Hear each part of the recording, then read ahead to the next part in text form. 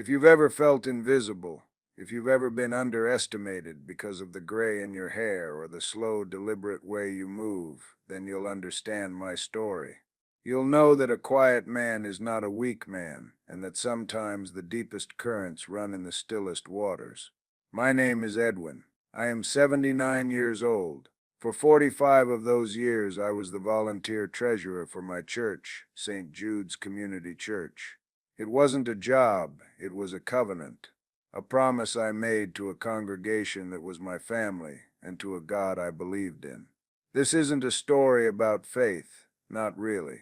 It's a story about what happens when faith is used as a weapon and how the man everyone dismissed as a relic became the only one who knew how to disarm it. So pour yourself a cup of coffee, find a comfortable chair, and let me tell you how I used the very rules I wrote to save my church from a wolf in shepherd's clothing. And if you've ever been in a situation like mine, I want you to share your story in the comments below.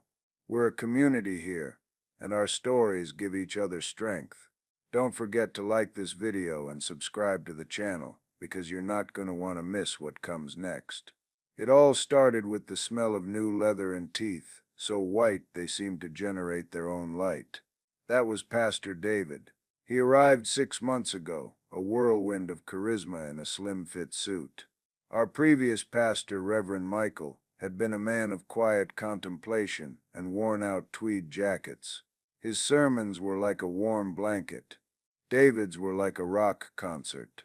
He was young, energetic, and he had this incredible knack for making every single person in the room feel like they were the only one he was talking to, especially the widows. For 45 years, I had managed the books at St. Jude's, so I'd seen us through lean times and flush times. I'd overseen the bake sale fundraisers that paid for a new organ and the capital campaign that fixed the leaky roof in the fellowship hall. I knew every line item, every designated fund, every penny. My wife, Eleanor, God rest her soul, used to joke that I loved my ledgers more than I loved her. I'd always kiss her on the forehead and say, "My love, the ledgers are just numbers. You are the reason the numbers matter." I handled the general budget, the building fund, the missions account. Everything was transparent, everything was accounted for, everything went through the church council for approval. That's how it was supposed to be. That's how I wrote it to be. David arrived and immediately established what he called his pastoral discretionary fund. This wasn't unusual. Most pastors have one for small, immediate needs, buying a bus ticket for a stranded person, a grocery card for a family in a tough spot. Reverend Michael's fund rarely had more than $500 in it at any given time, and he accounted for every dime. But David's fund, it was different. He spoke about it from the pulpit with a slick, practiced humility. He'd talk about his personal ministry, a mission God had given him directly, separate from the day-to-day operations of St. Jude's Say. He called it the Living Light Ministry. It had its own letterhead, its own bank account, its own everything. And he made it very clear that donations to this ministry were a direct investment in God's work, a faster, more efficient way to spread the gospel, unburdened by committee meetings, and as he'd say with a charming little laugh, the bean counters. I am the bean counter. The first time I felt that cold knot of dread in my stomach was about 3 months in. Margaret, a dear friend whose husband, Frank, had served on the church council with me for 20 years, came to me after a service. Her eyes were shining. "Oh, Edwin," she said, clutching her purse. "Pastor David is just a miracle. He sat with me for 2 hours yesterday, just listening. He understands my loneliness so deeply." I smiled. "He's a very attentive young man, Margaret." "He's more than that," she insisted, her voice dropping to a conspiratorial whisper. "He told me about his Living Light ministry, how it helps people directly, without all the paperwork." She glanced at me, a little apologetically. "He said the church budget is wonderful for keeping the lights on, but his ministry is for changing lives. He's building a legacy of direct action." The knot in my stomach tightened. "And what did he suggest, Margaret?" He was so gentle about it, she said, her gaze drifting toward the front of the sanctuary, where David was now surrounded by a coterie of adoring parishioners. He said that when the time comes, I could make a real lasting impact, that leaving a portion of my estate to his ministry would be a testament to my faith, a final sermon that would echo for eternity.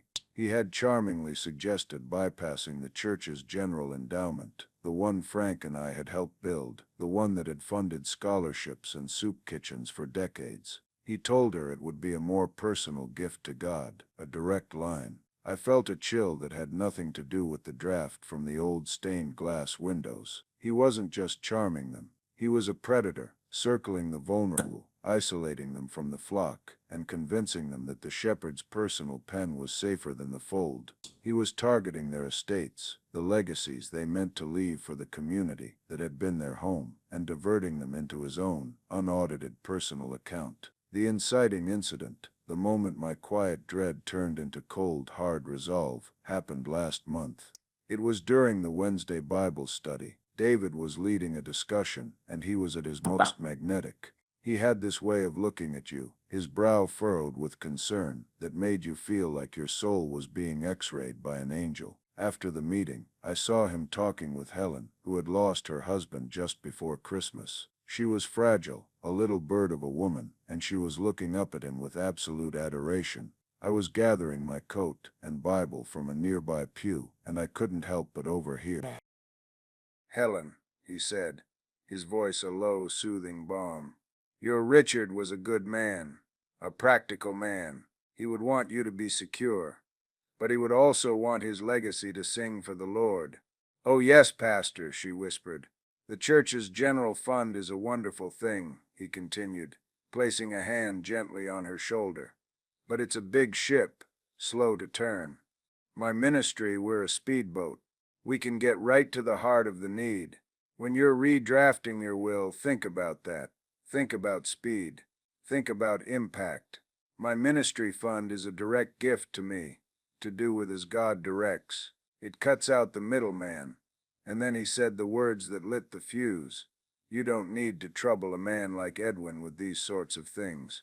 He's a dear soul, but this is a matter of the spirit, not of spreadsheets." He saw me then. He didn't flinch. He just gave me a small, dismissive smile. A pat on the head smile. The kind of smile you give a child who doesn't understand the adult conversation. In that moment, he wasn't just a predator. He was a thief, not just of money, but of trust, of legacy, of community. He was dismantling 45 years of my life's work, 45 years of my wife's memory, 45 years of this church's history, and he was doing it with a smile and a pat on the head. He thought I was a harmless old man, a relic from a bygone era of paper ledgers and honest handshakes. He thought I was a spreadsheet. He had no idea I was the man who had built the vault, written the code, and held the only key. And in that moment it wasn't about revenge. Not yet. It was about justice. It was about honor. And it was about to become my sole focus. The annual congregational meeting was just 4 weeks away, and I had work to do. That night, sleep was a stranger. I sat in my old armchair, the one Eleanor always said was molded perfectly to my shape, and I just stared at the wall. The silence in the house was a physical presence. It was a silence filled with the ghosts of laughter, of arguments over nothing, of the soft hum of her reading lamp. In that silence the pastor's words echoed. A dear soul, a matter of the spirit, not of spreadsheets. He had weaponized my quiet nature against me, recasting my diligence as small-mindedness, my integrity as an obstacle to God's work. It was a profound betrayal, deeper than just the potential theft of funds. St. Jude's was more than a building to me. It was the place I'd married Eleanor. It was where we'd baptized our son Michael. It was where we'd held her funeral just 3 years ago. Every brick and every hymn was woven into the fabric of my life.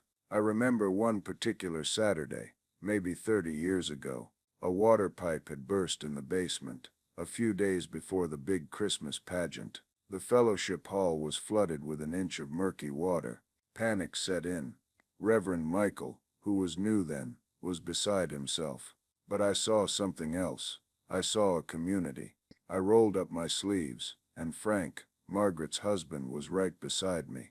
We got mops and buckets. Within an hour, 20 other people had shown up without even being called. We formed a bucket brigade, laughing and sloshing water out the door. We're awake. Eleanor organized the wives to make sandwiches and hot coffee. We saved the pageant. We didn't do it for praise. We did it because it was our church, our home. The money I managed, the spreadsheets David so easily dismissed, was the lifeblood of that home. It was the bucket, the mop, the coffee, the new pipe. And now, this charming viper was convincing the very people who had built that home to sign it over to him, brick by brick. My mind kept flashing to Margaret's shining eyes, to Helen's fragile hope. He wasn't just taking their money, he was taking their final act of love for this community and branding it with his own name. It was a spiritual hijacking. I felt a surge of hot, helpless anger, followed by a wave of cold despair. What could I do? I was just one old man. David had the pulpit. He had the charm. He had them mesmerized. If I stood up and accused him, they'd see me as a bitter, jealous old man, clinging to his old ways. It wasn't about revenge, I told myself, clutching the worn arms of the chair. It was about protecting them. But a darker thought wormed its way in. It was also about my legacy. Was this how my 45 years of service would end? Erased and dismissed by a smooth-talking charlatan in a skinny tie.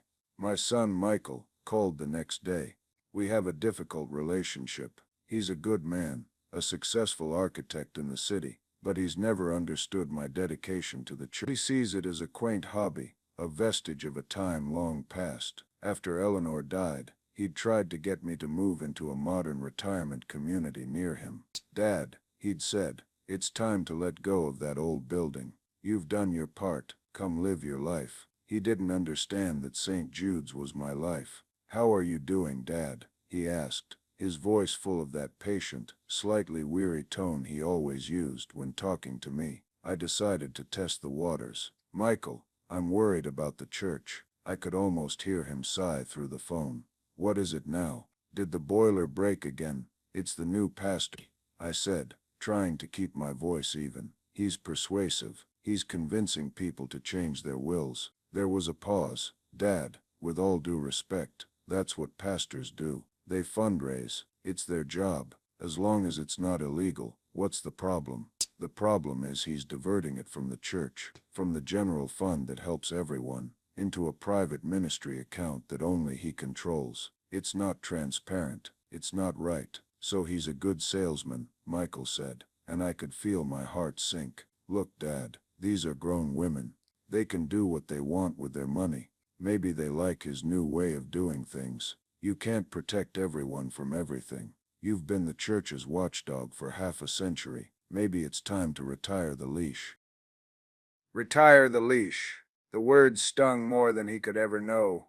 He saw me as a watchdog, a functionary. He didn't see the love. He didn't see the covenant.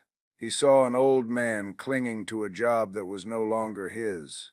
I hung up the phone feeling more alone than ever. My own son thought I was being a cantankerous old fool. Maybe he was right.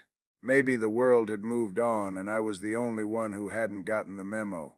That was my lowest point. I sat there in the quiet house, dismissed by the pastor, misunderstood by my own son. I felt the weight of my 79 years. I was tired. The fight felt too big, and I felt too small. I even considered just letting it go. Let him have the church. Let it become the living light ministry of Pastor David. What did it matter in the end? I would be gone soon enough. But then I looked over at the mantelpiece, at the framed photo of Eleanor and me on our wedding day, standing on the steps of St. Jude. Her smile was radiant. We were so young, so full of hope. We believed in building things that would last. A marriage, a family, a community. We weren't flashy. We weren't charismatic. We were builders. We laid foundations. And you don't just walk away and let a vandal tear down the house you built. That was the catalyst. It wasn't a sudden burst of energy. It was a cold, quiet hardening, a settling of purpose. My despair didn't vanish. It distilled. It turned from a fog of helplessness into a single sharp point of resolve. Michael was wrong. I wasn't a watchdog. I was a gatekeeper. And Pastor David had underestimated the gatekeeper. He thought this was a matter of the spirit. He was about to find out it was a matter of bylaws. The resolve that settled in my bones felt like coming home. The fog of doubt had lifted, replaced by the crisp, clear air of purpose. My first stop was not the church. It was my attic. Up there, amidst 45 years of dust and memories, were boxes of my old treasurer's records. Not just the ledgers and bank statements, but the foundational documents. I was looking for one thing in particular. A heavy 3-ring binder with a faded blue cover. After about an hour of moving boxes of old Christmas decorations and Michael's childhood drawings, I found it. The label, written in my own neat architectural script from 1978, read St. Jude's Community Church, Constitution and Bylaws. Revised and ratified. I blew a layer of dust off the cover and carried it downstairs like it was a holy text. In a way it was. I sat at my dining room table, the same table where Eleanor and I had shared thousands of meals, and I began to read. It all came flooding back. I was in my mid-30s when I'd spearheaded this revision. The church had been growing, and the old informal way of doing things was no longer sufficient. We needed structure. We needed accountability. I'd spent months studying nonprofit governance, consulting with a lawyer in the congregation, a sharp man named Henry Peters, long since passed, and drafting these rules. We wanted to create a document that would protect the church not just from outside threats, but from inside ones. We'd debated every clause, every sentence. It was designed to be a fortress of procedure. And there it was. Article 7, Section 4, Fiscal Governance and Oversight. It was my masterpiece. It detailed the roles of the treasurer, the finance committee, and the church council. It laid out in excruciatingly clear language how all funds donated to the church or its designated ministries were to be handled. All accounts were to be under the purview of the finance committee. But David's Living Light ministry was his clever loophole. He would argue it wasn't a ministry of the church, but his own personal one. He was technically correct. Donations to it were personal gifts to him. Ethically, it was a cesspool. Legally, it was a gray area. But I kept reading. I knew there was something more. Henry and I had been worried about a future pastor with too much personal magnetism and not enough moral fiber. We had built in a failsafe, and I found it. Deep in the appendices, in the section governing the annual congregational meeting. Bylaw 12b. My heart began to beat a little faster as I read the words I had typed on my old Smith Corona typewriter 4 decades ago. Bylaw 12b. Motion for independent audit. Any member in good standing may, during the open session of the annual congregational meeting, formally move for a full, independent, third-party audit of any and all funds associated with pastoral staff, including, but not limited to, discretionary funds, special project funds, or any other financial vehicle managed by or for the direct benefit of the pastor. Such a motion, if seconded, does not require a majority vote to proceed. It must be recognized by the moderator. Upon the recognition of such a motion, all targeted accounts and funds shall be immediately frozen, pending the outcome of the audit, to preserve the integrity of the financial records. There it was, the key, the beautiful, elegant, inescapable trap. It wasn't a vote to start an investigation. It was a motion that by its very nature triggered one. And the freeze was automatic. I had insisted on that part. Henry had thought it was too aggressive. Edwin, he'd said, that's a nuclear option. I had argued that if you ever needed to use it, the situation was already nuclear. It was designed to prevent a charismatic leader from using their influence to rally a vote against transparency. You didn't need to convince a majority of people that something was wrong. You just needed to state on the record that you wanted to check the books. The motion itself was the truth. He couldn't stop it. He couldn't charm his way out of it. The moment I said the words and got a seconder, his little empire would be put on ice. My first call was to Arthur Jones. Arthur was a retired litigator, sharp as a tack at 81, and the biggest cynic I knew. He joined the church 5 years ago, mostly at his wife's insistence, but he developed a grudging affection for the place. More importantly, he had no patience for theatrics. He was my voice of reason. We met at a small, out-of-the-way diner, the kind with cracked vinyl booths and waitresses who call you on. I laid the blue binder on the table between us. "Arthur," I said, "I need you to read something, and I need you to tell me if I'm a crazy old man." He put on his reading glasses, took a slow sip of his black coffee, and began to read Article 7 and Bylaw 12b. He read them once, then read them again. A slow smile spread across his wrinkled face. It was not a kind smile. It was the smile of a predator who has just spotted a fatal weakness in his prey. "Edwin, my friend," he said, closing the binder with a soft thud. "You're not crazy. You're a bloody genius. This is airtight. It's a procedural masterpiece. He'll never see it coming. So you'll do it?" I asked, my voice barely a whisper. "You'll be my seconder? Second it?" Arthur chuckled, a dry, rattling sound. "Edwin, I will leap to my feet and second your motion with the fire of 1,000 suns. This David fellow, I never liked him. He has the eyes of a man who's counting the money in your wallet while he shakes your hand. It'll be a pleasure to see that perfect hair of his get a little messed up." That was the moment our secret plan was truly born. We were a two-man army, the architect and the litigator. For the next 3 weeks we prepared for battle. Arthur coached me on the delivery. "Don't be angry, Edwin," he'd say. "Be sad, be disappointed. Be the reluctant guardian of the church's integrity. You're not accusing him of a crime. You are fulfilling your duty as a member. You are calling for a simple procedural review to ensure that everything is in order and to maintain the trust of the congregation. Use their language, frame it as an act of love." Meanwhile, I did my own quiet work. I started talking to people, but not about the pastor. I talked about the old days. I'd have coffee with some of the men from my old council. I'd casually bring up the capital campaign for the new roof. "Remember that bill?" I'd say. "Remember how we had to account for every nail and every shingle? That's how you build trust." I was planting seeds. I was reminding them of a time when accountability was a virtue, not a burden. I also spoke with the children of some of the widows David was targeting. I didn't mention my plan, but I'd ask gentle questions. "Your mother seems quite taken with the new pastor," I'd say to Margaret's daughter, Susan. "She seems happy, and that's wonderful. He's mentioned his private ministry to her, I believe. The Living Light Ministry." Just a little nudge, a little question to make them think. Why was the pastor talking to their aging mothers about their wills and estates? The closer we got to the meeting, the more brazen David became.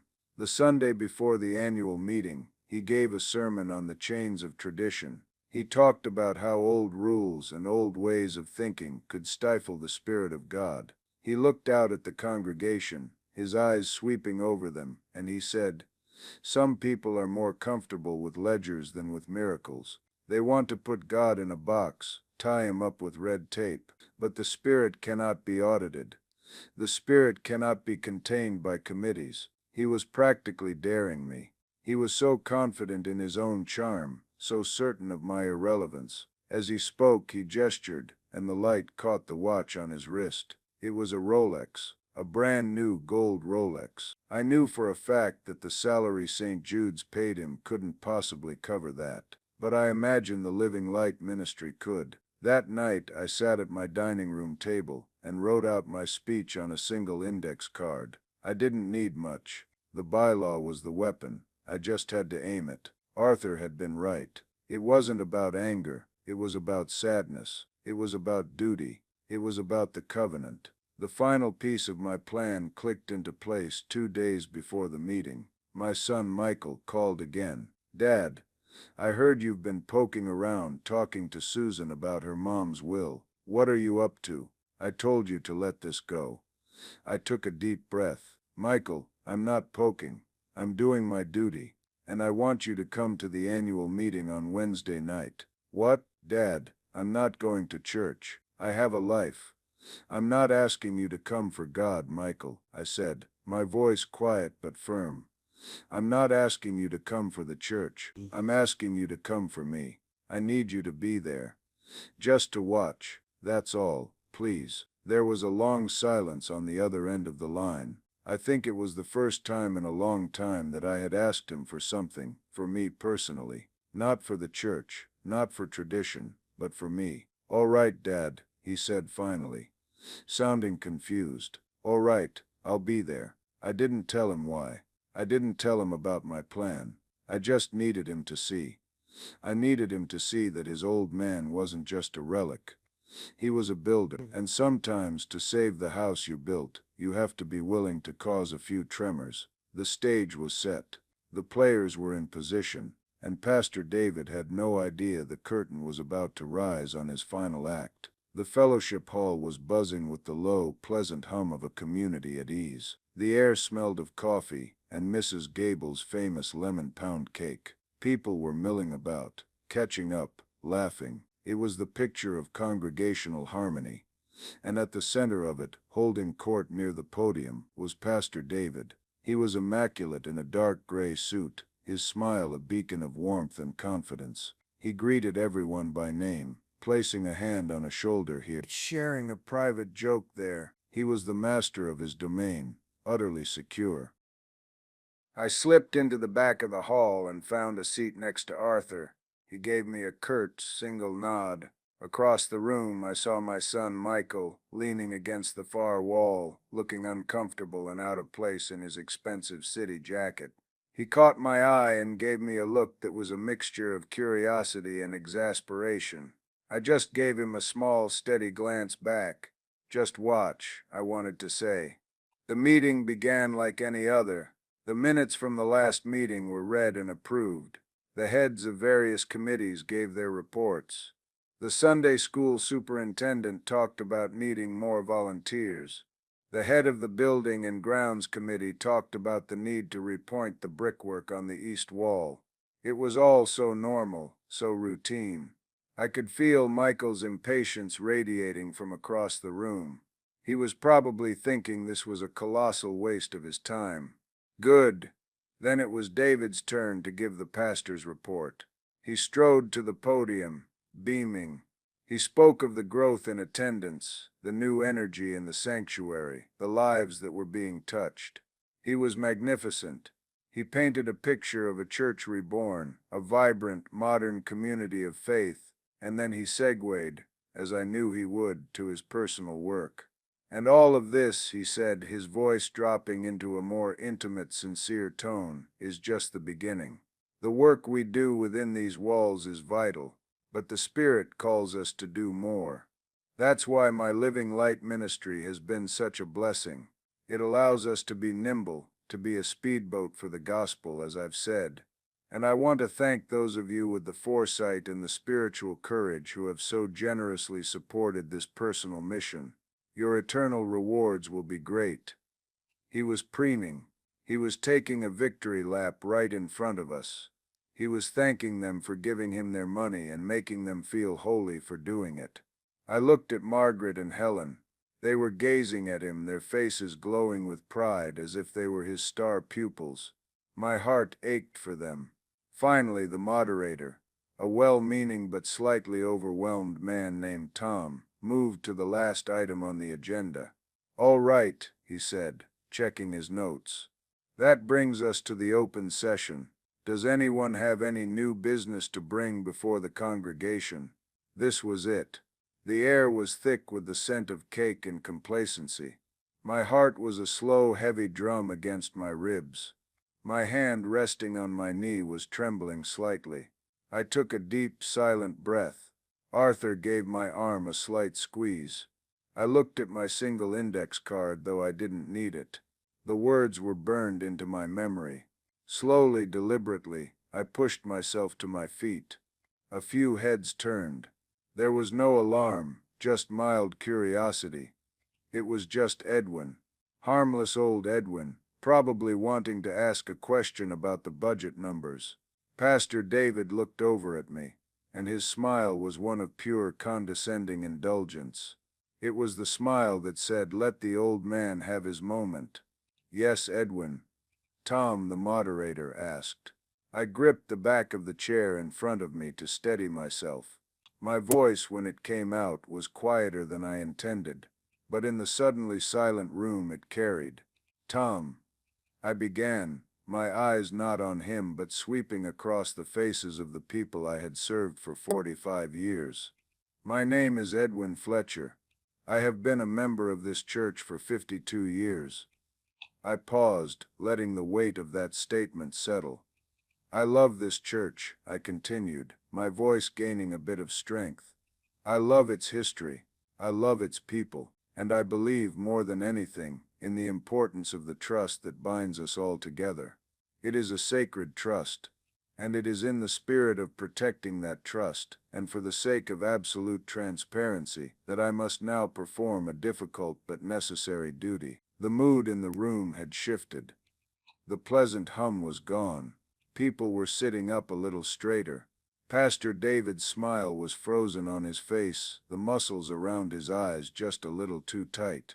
He still thought this was just an old man's sentimental rambling. "Therefore," I said, my voice now clear and firm, pursuant to the governing rules of this congregation, specifically Bylaw 12b of the ratified church constitution, I saw a flicker of something in David's eyes. Confusion, annoyance. He didn't recognize the number. Of course he didn't. He'd never bothered to read the rules. "I formally move," I said, making eye contact directly with him, "for a full independent third-party audit of any and all funds associated with the pastoral staff. This is to include, but is not limited to, all discretionary funds, special project funds, and specifically any and all accounts associated with the entity known as the Living Light Ministry." A collective gasp went through the room. It was like I had dropped a stone into a silent pond. The ripples of shock spread instantly. Margaret and Helen looked at me with wounded, horrified expressions. Others looked confused. A few, the ones I had spoken to, looked thoughtful. David's face went through a remarkable transformation. The charming, indulgent smile evaporated. It was replaced by a mask of cold fury, quickly papered over with a look of pained disbelief. He started to speak, to object, but before he could, a clear, sharp voice cut through the murmuring. "I second the motion." It was Arthur. He was on his feet, his posture ramrod straight, his expression grimly satisfied. Tom, the moderator, looked utterly panicked. He looked from me to Arthur, then to Pastor David, who was now glaring at me with undisguised venom. "Now hold on," Tom stammered. "I don't think a motion like this is appropriate." "Pastor," David stepped forward, his composure regained, his voice dripping with sorrow. "Friends," he said, I am shocked, and I am deeply hurt, that a man like Edwin, after all his years of service, would feel the need to make such a divisive and baseless insinuation. My ministry is a matter of the Spirit. It's built on faith, not finance." A few people nodded, murmuring their agreement. He was turning it back on me, painting me as the villain, but he didn't know the rules. I held up a hand. "Tom," I said, my voice calm and steady, "with all due respect to the pastor's feelings, his opinion and yours is irrelevant to the procedure. Please consult the bylaws. Bylaw 12b. The motion has been made and seconded.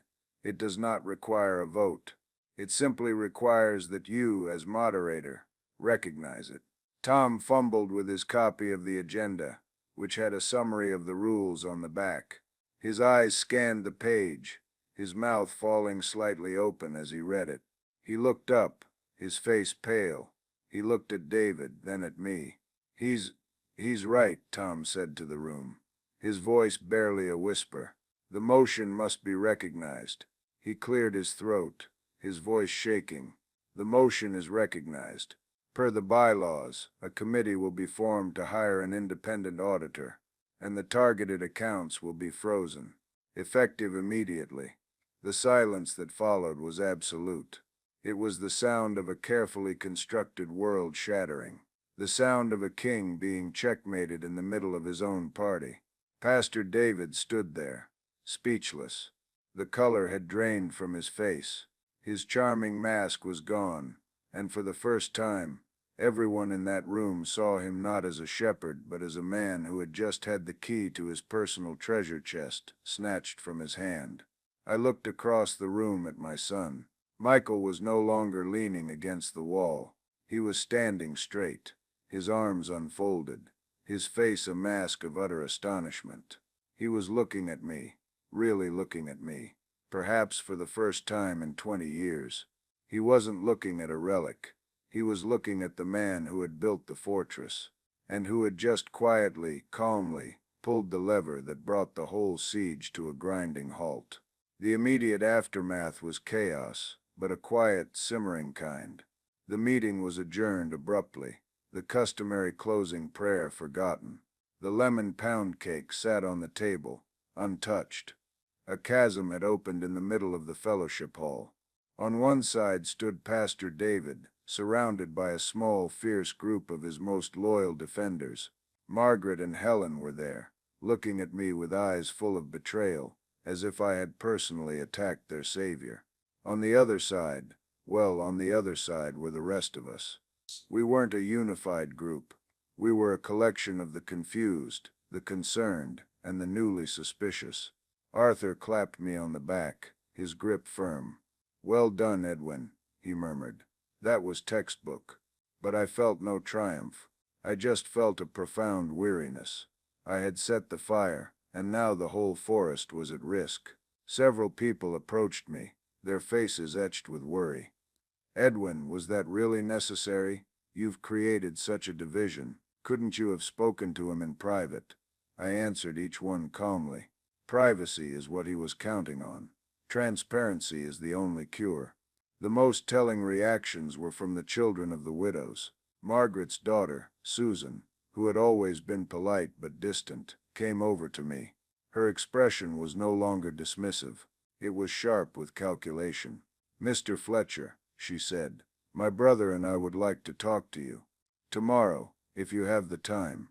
I nodded. The seeds I had planted were beginning to sprout. Pastor David didn't approach me. He just shot me one look from across the room. It was a look of pure, unadulterated hatred. The charming shepherd was gone, and the wolf was staring me down. If looks could kill, I would have been a pile of ash on the linoleum floor. Then he turned and swept his flock of defenders out of the hall with him. The real power shift began the next day. The phone started ringing. The church council president called an emergency meeting.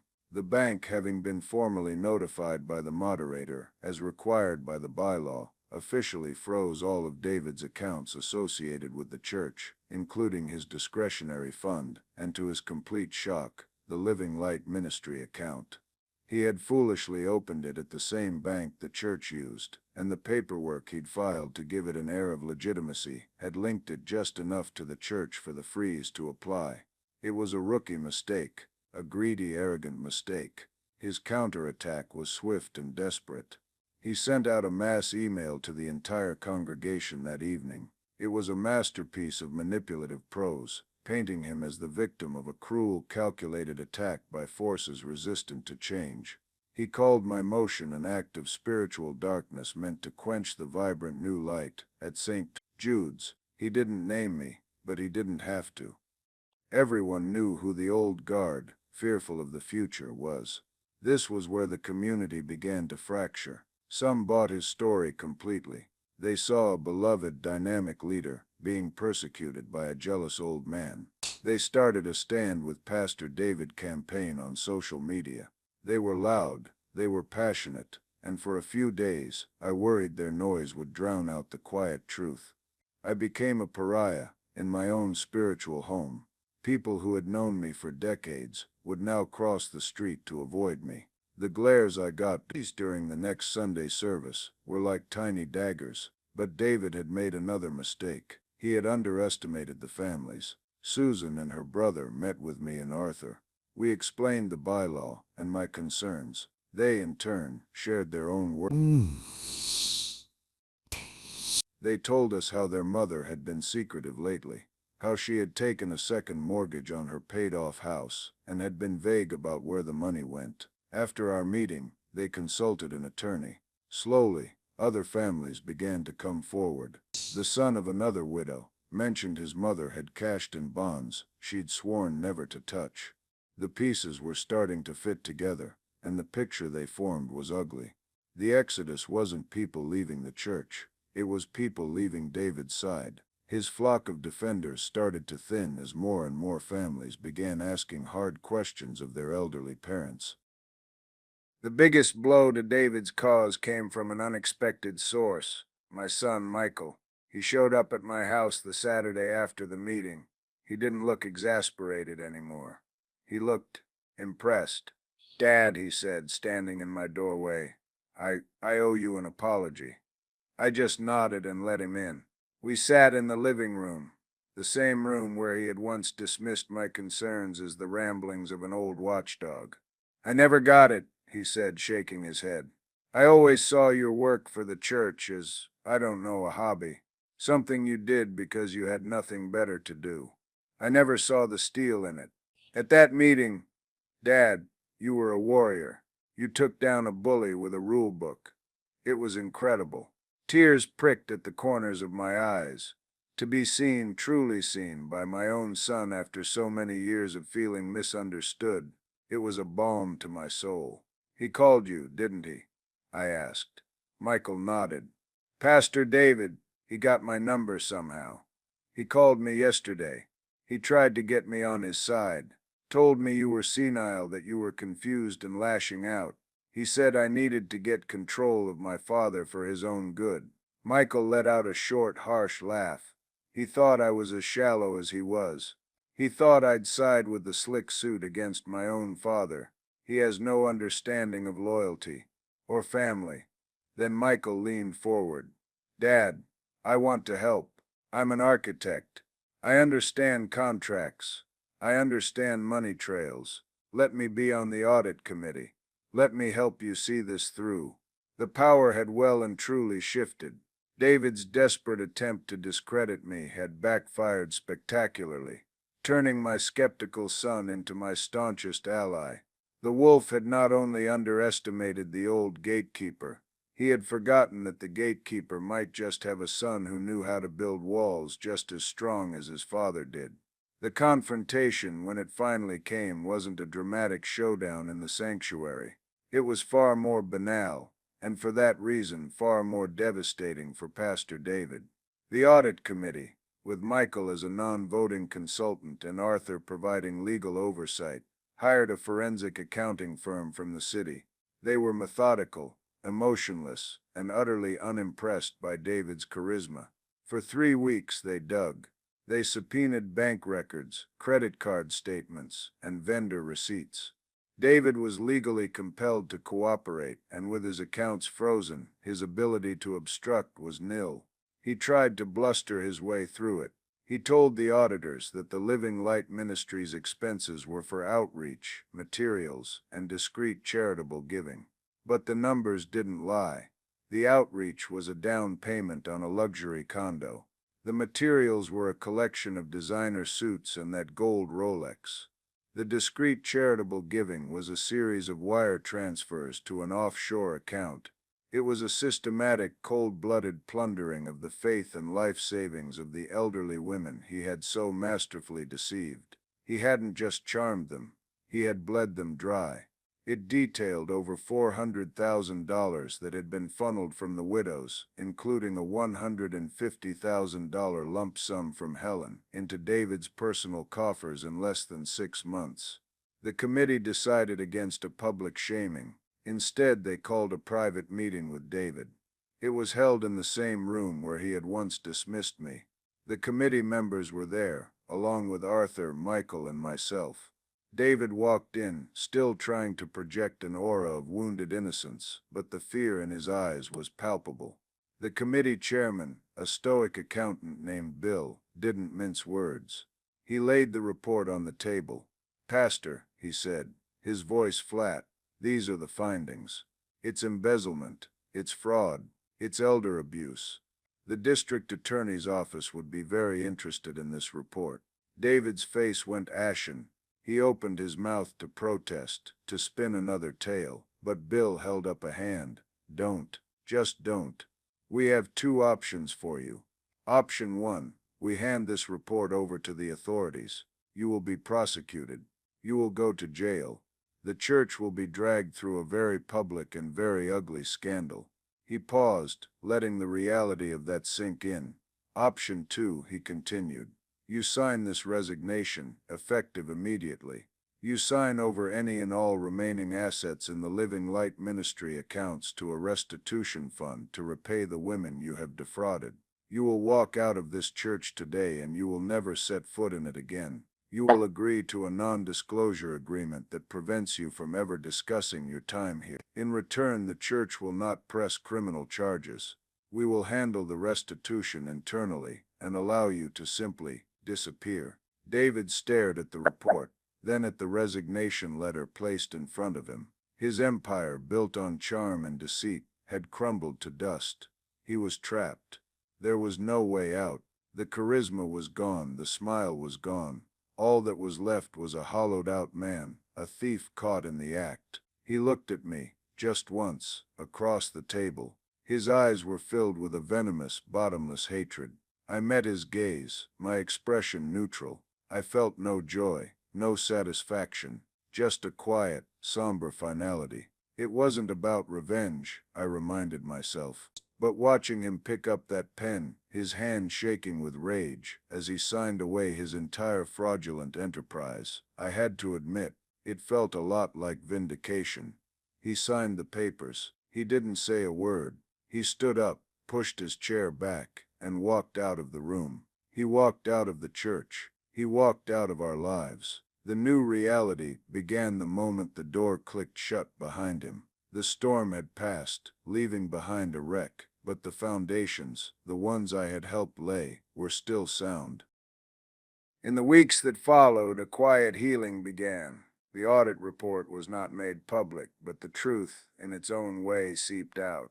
The restitution fund was established, and with Michael's help we began the delicate process of talking to the families, of returning the money that had been taken. It was a humbling, painful process for the women David had fooled. Margaret and Helen were devastated, not just by the financial loss, but by the betrayal. It was a deep wound, and it would take a long time to scar over. But for the first time in months, they weren't alone. The community, the real church, gathered around them. We didn't judge. We comforted. My own relationship with the church changed. I didn't want my old role back. My time as treasurer was over. Instead, the council asked me to lead the committee to rewrite the bylaws. "Edwin," the chairman said, "you built the fortress. Now we need you to help us improve the design." We added a new clause, what we called the Edwin Rule, requiring mandatory, independent audits of all church-related funds every 2 years. No motion required. Never again would one person be allowed to operate in the shadows. My son Michael became a regular visitor, not just to my house, but to the church. He didn't come for the sermons. He came for the Saturday morning work crews, showing up in jeans with a tool belt, helping to repoint that brickwork on the east wall. He was a builder like me. He just needed to find the right thing to build. One morning, as we were packing up, he put a hand on my shoulder. "You know, Dad," he said, "I finally get it. It's not about the building. It's about the work." He had finally seen the covenant. And so here I am, sitting in my old armchair, the house still quiet, but it's a different kind of quiet now. It's not the silence of loneliness, but the silence of peace. I am no one's hero. I am just a man who knew the rules, because he wrote them. I stood up to a bully, not with a weapon, but with a paragraph. David's mistake wasn't just his greed. His mistake was thinking that age equals weakness, that quietness equals irrelevance. He looked at me and saw a harmless old man, a relic to be dismissed. He never realized that the oldest trees have the deepest roots. This is my story. It's a reminder that integrity has its own kind of power. It's quiet, it's patient, and it doesn't need a spotlight. But when the time comes, it is unbendable, and it is absolute. It reminds us that you should never ever underestimate the quiet ones, because we're the ones who read the fine print. We're the ones who remember how the foundation was built, and we're the ones who know exactly where the load-bearing walls are. Thank you for listening to my story. I hope it gives you a little bit of strength. If you've ever had to stand up for what's right, even when you were afraid or felt alone, I want to hear about it. Share your experience in the comments below, because our stories are what connect us. And please, remember to like this video and subscribe to the channel. There are more stories to tell, and more strength to share.